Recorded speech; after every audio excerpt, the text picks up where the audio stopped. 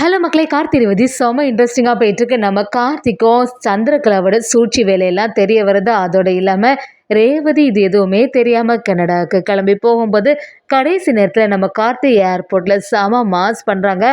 அதே சமயத்தில் சந்திரகலாவை இந்த வாட்டி விடுற மாதிரியில் சரியாக வெளுத்தெடுக்கிறாங்கன்னே சொல்லலாம். வீடியோக்குள்ளே போகிறதுக்கு முன்னாடி நம்ம சேனலுக்கு சப்ஸ்கிரைப் பண்ணுங்கள். அப்படியே பக்கத்தில் இருக்க பெல் ஐக்கனை கிளிக் பண்ணிடுங்க. அப்போதான் நான் போடுற வீடியோலாம் உங்களுக்கு நோட்டிஃபிகேஷனாக வரும். நம்ம கார்த்திக்கு ரொம்பவே சந்தேகமாகவே இருக்கு. அத்தை ஏதோ ஒரு பிளான் பண்ணி தான் ரேவதியை கன்னடாவுக்கு அனுப்புகிறாங்க.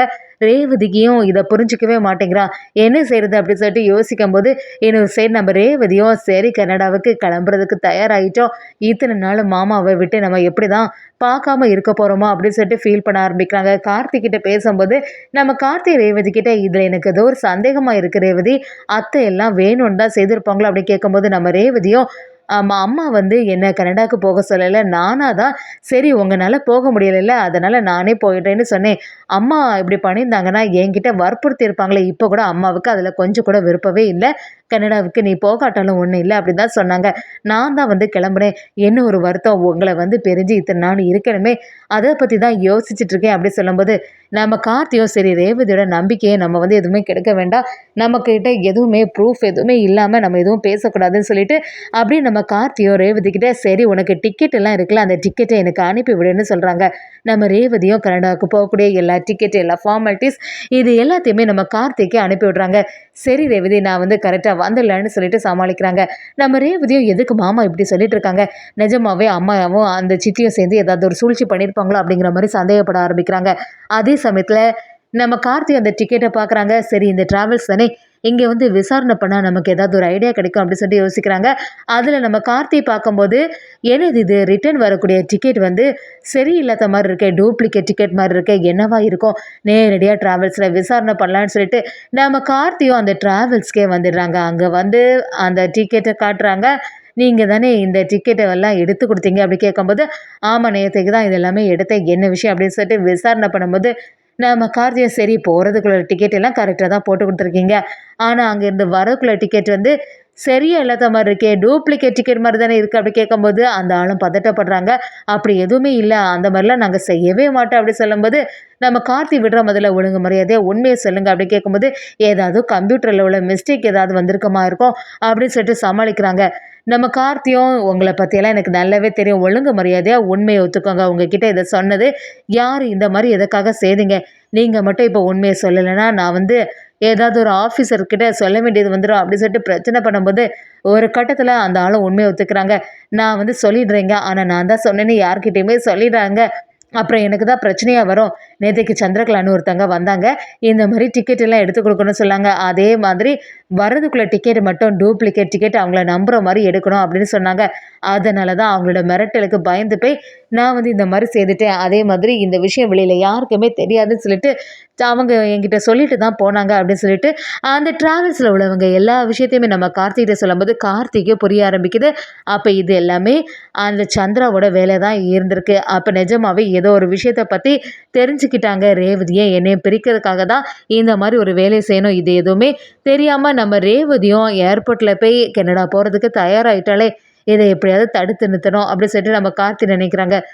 நம்ம கார்த்தியை ரேவதிக்கு ஃபோன் பண்ணதுக்கு தயாராகும்போது சந்திரகலாவும் கடைசி நேரத்தில் ரேவதியோட மனசு எதுவுமே மாறிடக்கூடாது, எப்படியாவது கார்த்தி மாமா வருவான் அப்படின்னு சொல்லிட்டு எதிர்பார்த்துட்டே இருப்பா. ஃபோன் பண்ணதுக்கு கூட அவளை விடவே கூடாது அப்படிங்கிற மாதிரி சந்திரகலா ஒரு திட்டத்தை போடுறாங்க. அதே சமயத்தில் நம்ம கார்த்தி ரேவதிக்கு ஃபோன் பண்ண ட்ரை பண்ணும்போது நம்ம ரேவதி எல்லாம் அந்த ஃபோன் எடுத்த மாதிரி இல்லை.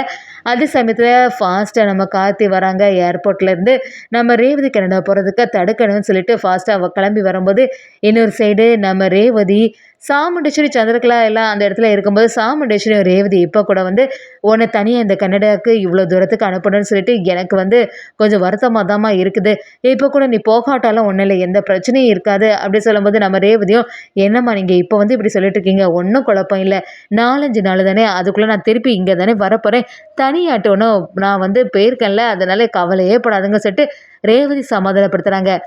சந்திரகலாவும் சரி நீ போடி, நீ எப்படியுமே அங்கே தான் இருக்க போகிற, கொஞ்ச நாளுக்கு நீ எல்லாம் இங்கே வரவே முடியாது, அந்த மாதிரி தான் ஒரு செட்டப்பை பண்ண போகிறோம், அது மட்டும் இல்லாமல் கார்த்தி பையனால் எதுவுமே செய்ய முடியாது, நீ எங்கே இருக்குன்னே அதுக்கடுத்து தெரியாத அவர் நாங்கள் பண்ணிடுவோம் அப்படிங்கிற மாதிரி சந்திரகலா மனசுக்குள்ளே யோசிக்கிறாங்க. அதே சமயத்தில் நம்ம சந்திரகலாவும் சாமுண்டேஷ் கிட்ட வந்து அக்கா கொஞ்ச நாளுக்கு எப்படியுமே ரேவதி அதே இடத்துல இருந்தால் அவளோட மனசை மாறிடும், அதுக்கப்புறமா கார்த்தியும் ரேவதியும் ஒன்று சேர்க்கவே முடியாது, நம்ம போட்ட பிளானும் சரியாட்டு வந்துடும் அப்படின்னு சொல்லிட்டு நம்ம சாமுண்டேஷ் கிட்ட சொல்ல ஆரம்பிக்கிறாங்க. சாமுண்டீஸ்வரி எனக்கு ஏதோ ரேவதி இத்தனை மாதம் பிரிஞ்சிருக்கணும்னு நினச்சாலே ரொம்பவே ஃபீலிங்காக தான் இருக்குது. சரி என்ன பண்ணுறது, ஆனால் இந்த கார்த்தி பையன் ஜெயிச்சிடக்கூடாது, அதுக்காக தான் ரேவதி எப்படி அனுப்புறேன்னு சொல்ல ஆரம்பிக்கிறாங்க. அதே சமயத்தில் நம்ம ரேவதி ஃப்ளைட்டுக்காண்டி வெயிட் பண்ணிகிட்டு இருக்கும்போது மனசெல்லாம் கஷ்டமாகவே இருந்துகிட்ருக்கு. கார்த்தி மாமா கடைசி நேரத்தில் வந்துட மாட்டாங்களா, ஏற்கனவே மாமா கிட்டே நான் சொன்னேன் நீங்கள் கண்டிப்பாக எப்படியாவது தூரத்தில் இருந்தாலும் என்னை பார்க்கணும் அப்படிங்கிற மாதிரி, ஆனால் ஏன் கார்த்தி மாமா என்ன வரல அப்படின்னு சொல்லிட்டு யோசனையிலே இருந்துகிட்ருக்காங்க. நம்ம கார்த்தி சம மாதம் கடைசி நேரத்தில் ஏர்போர்ட்டுக்கு வந்துடுறாங்கன்னே சொல்லலாம். அதே சமயத்தில் நம்ம ரேவதியை வந்து தடுத்து நிறுத்துறாங்க. ரேவதியும் என்னாச்சு மாமா எதுக்காக இவ்வளோ பதட்டப்படுறீங்க அப்படி கேட்கும்போது நம்ம கார்த்தியும் என்ன ரேவதி நீ எதுவுமே புரியாமல் இருந்துட்டுருக்க, நீ வந்து போகிறதுக்கு தான் டிக்கெட் எல்லாம் புக் பண்ணி கொடுத்துருக்காங்க, உங்கள் வீட்டில் வந்து பெரிய சதி செயல் பண்ணிட்டாங்க, அதுவும் எல்லாத்துக்கும் காரணம் அந்த சந்திரா தான், அந்த உங்கள் சித்தி தான் இந்த மாதிரி ஒரு வேலையை செய்தது அப்படி சொல்லும்போது நம்ம ரேவதியை என்னமாமா பேசுகிறீங்க, நீங்கள் வந்து எதுனாலுமே தெளிவாக சொல்லுங்கள், எதை பற்றி சொல்கிறீங்க அப்படின்னு கேட்கும்போது நம்ம கார்த்தி அந்த டிக்கெட்டை எடுத்து காட்டுறாங்க. ரேவதி போகிறதுக்குள்ளே டிக்கெட்டை நீ பார்த்தா, ஆனால் அங்கேருந்து வரதுக்குள்ளே டிக்கெட்டை நீ கவனிச்சியா அப்படி கேட்கும்போது ரேவதிக்கு புரியலை. அப்படியே பார்க்குறாங்க, என்னமாம்மா இதில் கொஞ்சம் வித்தியாசமாக இருக்குது அப்படி கேட்கும்போது நம்ம கார்த்தியை ஒன்று நம்ப வைக்கிறதுக்காக தான் இப்படி ஒரு டூப்ளிகேட் டிக்கெட்டை அவங்க ரெடி பண்ணியிருக்காங்க, ஒன்று வந்து அங்கே அனுப்பி விட்டுட்டு ஏதோ ஒரு செயலை பண்ணிடலாம் அப்படி சொல்லிட்டு ஒரு யோசனை இருந்திருக்காங்க. நீ மறுபடியும் இந்த இடத்துக்கு ரிட்டர்ன் வராதவாறு ஒரு செயல் பண்ணிட்டாங்க. கொஞ்சம் நேரத்துக்கு முன்னாடி தான் அந்த ட்ராவல்ஸில் போய் விசாரணை பண்ண ஆரம்பித்தேன், அங்கே உன்னோட சித்தி தான் போய் இந்த மாதிரி செய்ய சொல்லியிருக்காங்க அப்படிங்கிற எல்லா விஷயத்தையுமே நம்ம கார்த்தி ரேவதி கிட்ட சொல்கிறாங்க. நம்ம கார்த்தியை பார்த்த உடனே பயங்கர டென்ஷனான சந்திராவும் எதுக்கு இங்கே வந்து பிரச்சனை பண்ணிகிட்டு இருக்க, ரேவதி உனக்கு தான் இவனை வந்து பிடிக்காதே, அவனுக்கு சம்மந்தமே இல்லைன்னு சொல்லிட்டுல, அதுக்கப்புறமா எதுக்கு அவன்கிட்ட போய் பேசிகிட்டு இருக்க அப்படின்னு சொல்லிட்டு பிரச்சனை பண்ணும்போது நம்ம கார்த்தியும் சந்திரகலாவை சரியாக விழுதுருக்குறாங்க. உங்களை பற்றி எனக்கு தெரியாதுன்னு நினச்சிட்டிங்களா, நீங்கள் பண்ண வேலை தானே, எவ்வளோ தைரியம் இருந்தால் இனி ரேவதியை பிரிக்கணும்னு சொல்லிட்டு ரேவதிக்கு இப்படி ஒரு டிக்கெட்டை போட்டு அனுப்பியிருப்பீங்க அப்படின்னு சொல்லிட்டு சந்திரகலாவை நம்ம கார்த்தியை சரியாக விழுது எடுக்கிறாங்க. சாமுண்டீஸ்வரியும் எதுக்காக என் பொண்ணை வந்து எங்கனாலும் அனுப்புவேன், அதை கேட்குறதுக்கு நீ யார் அப்படிங்கிற மாதிரி சரியாட்டு வெளுத்துருக்காங்க. ஒரு கட்டத்தில் நம்ம ரேவதி செம மாஸ் காட்டுறாங்க, கார்த்திக்கு ஆதரவாகவே இருந்துட்டுருக்காங்க.